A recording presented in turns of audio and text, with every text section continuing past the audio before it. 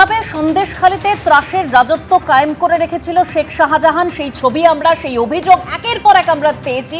কিভাবে সন্দেশখালী উত্তপ্ত হয়ে উঠেছিল সেই ছবি আমরা দেখেছি।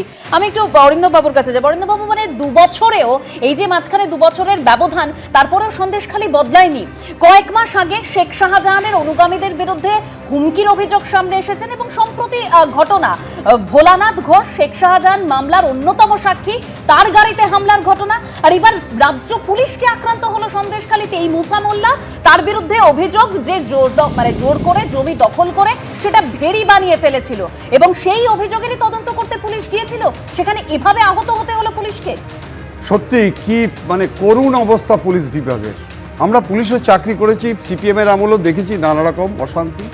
কিন্তু আমি আপনাকে বলি যে আপনি যে আজকে সন্দেশখালী কথা বলছেন, এই 9 দিন আগে ট্যাংরাতে আপনি দেখুন পুলিশ গিয়েছিল in compliance to the direction of the officer in charge along with other superior officer, একটা আইনের মতো গিয়েছিল সেখানে কিভাবে পুলিশকে অ্যাসল্ট করে দিল, এবং সে আবার সাদা ড্রেস পরা।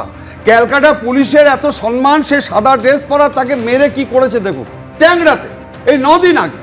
এবার আপনাকে বলি, আমরা ছোটবেলা থেকে মা বাবার কাছ থেকে শিখেছি ঠাকুর পুজো টুজো করা, ব্রহ্মা বিষ্ণু মহেশ্বরের উপরে আর কেউ নেই। আজকে কেন এই কথাটা বলছি, অল ইন্ডিয়াতে যত স্টেট আছে DG and director general, inspector general উপরে কেউ নেই। আপনাদের কি মনে আছে এই সন্দেশখালীতে শাহজাহানকে ধরার জন্য একজন ডাইরেক্টর জেনারেল আজকে রাত্রে স্টে করেছিল? কে? মিস্টার রাজীব কুমার। যে রাজীব কুমারের আন্ডারে আমি চাকরি করেছি, শ্রদ্ধা করি। Totally failure madam. কেন আজকে আপনাকে কথা বলছি?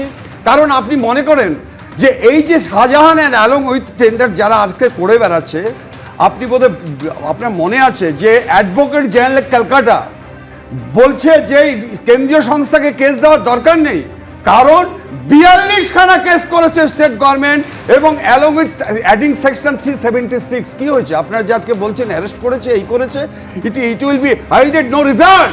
কারণ আপনি জেনে রাখবেন এই সমস্ত সন্ত্রাসবাদী, এই সমস্ত শাহজাহান অ্যান্ড কং, তারা হচ্ছে গিয়ে আজকে আনস্ক্রাপুলাস পলিটিক্যাল লিডার এবং আজকে মেরুদণ্ডহীন সুপিরিয়র অফিসারদের আন্ডারে রয়েছে বলে আজকে তাদের এত বারবারন্তর।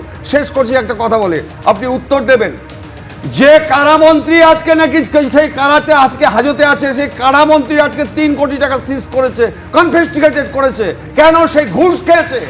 আজকে সেই কারামন্ত্রী আজকে কি রেকটিফাই করবে? আজকে শাহজাহান জেলে থাকতে আজকে ইনস্ট্রাকশন করছে তার ওয়াইফকে, এবং তার ওয়াইফ আজকে তার শালাকে দিয়ে আজকে এই মার্ডারটা করেছে 16 চাকার গাড়ি দিয়ে। ভোলানাথের 2 ছেলেকে খুন করে দিল।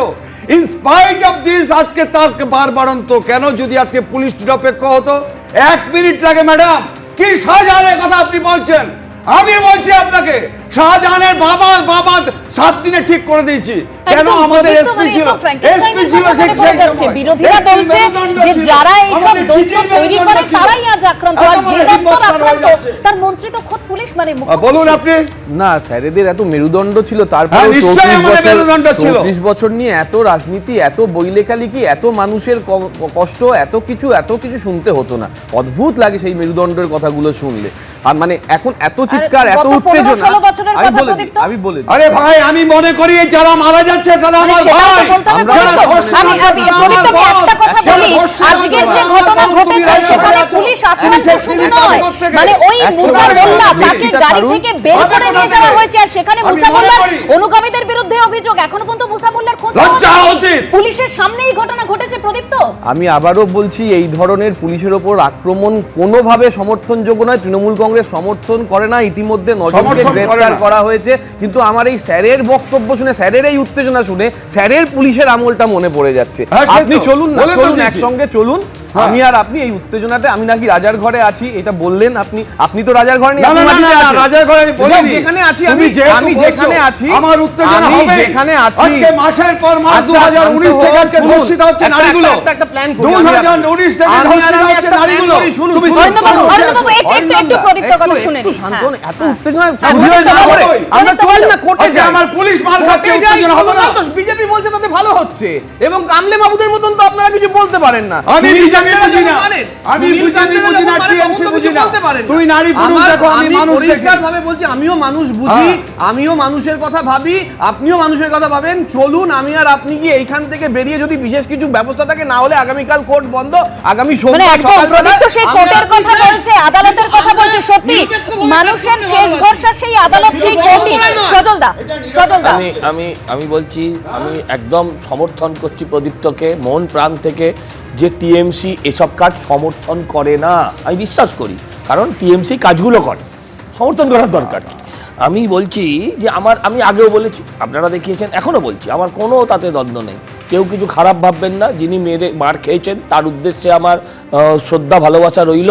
কিন্তু আমি বলি ভাই, আপনারাও তো যখন ইডি অফিসাররা মার খেয়েছিল, আপনি তো ঘরে বসে হাসছিলেন, আপনি টিভি দেখছিলেন। ইডি সিআরপিএফ যখন মার খায়, এই পুলিশ যখন শিক্ষকদের বুকে লাথি মারে, এই পুলিশ যখন দিয়ে পেলে তো পুলিশও পাবে, দিয়ের দাবিতে আন্দোলনকারীদের ওপর হামলা চালায়, এ পুলিশ যখন অকারণে আমার দরজা ভাঙে, আমার স্ত্রীকে মারে, আমার বাবাকে ধাক্কা মেরে ফেলে দেয় বাড়ির ভেতরে, তখন সেই পুলিশকে কেউ যদি মারে, আমার মনে হয় কোথাও বোধহয় আমি একটু জ্বালা মেটালাম। এটা অগণতান্ত্রিক অরাজনৈতিক হতেও পারে আমার কথাটা, কিন্তু ভুলে যাবেন না আমিও একজন মানুষ।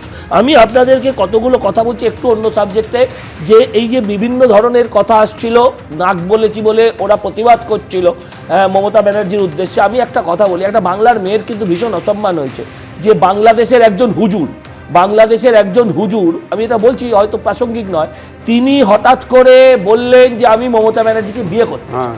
আমি বলছি এক সেকেন্ড, তখন কিন্তু প্রদীপ্তদের কারোর কেউ কোনো শব্দ বার করেনি। আমি বুঝতে পারলাম না কেন, ওরা কি কোনে যাত্রী যাবে বলে। আমি বলছি বাংলার মেয়ের বিহারের মেয়েকে আমি নাক বললে যত, আমি সাপ বললে যতটা, যতটা সাপ বললে অসম্মান হয়, তার থেকে ওই লোকটা করেছে।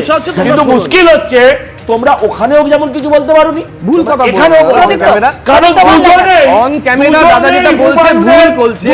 ওরা বিহারের মেয়েদের ২৫,০০০ টাকা দিয়ে বিয়ে করার কথা বলতে পারে, এখানে কিছু বলার তার বিরোধিতা করার সমান নেই। ঠুমকা লাগানো পরে লেডি কিম বলতে পারে, হাফ প্যান্ট পরে মুজরার কথা বলতে পারে, এগুলো তো বিজেপির নেচার। সেই নেচার নিয়ে যখন কথা বলে, কিন্তু যেহেতু এবং বাংলাদেশ নিয়ে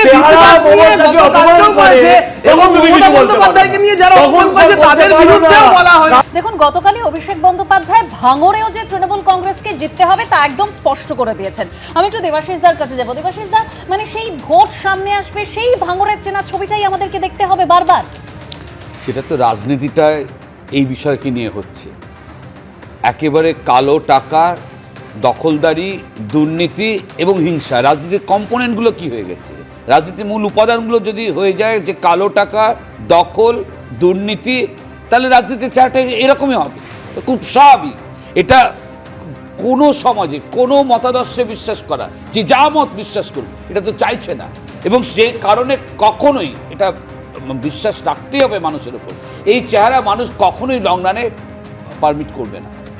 একটা সময়কাল শাসনে থাকলে যে কোনো দল মনে করে যে আমরা যা খুশি রাষ্ট্র ক্ষমতা নিয়ে করতে পারি, কিন্তু সেটা বারবার প্রমাণিত হয়েছে এটা কখনো সাস্টেইন করে না। এই সমস্ত দম্ভটা তো কোনো রাজনীতির জায়গা থেকে নয়, মানুষ ভোট দিয়ে রাষ্ট্র ক্ষমতায় পাঠিয়েছে, সেই কারণেই দম্ভ। এবিপি আনন্দ, এগিয়ে থাকে, এগিয়ে রাখে।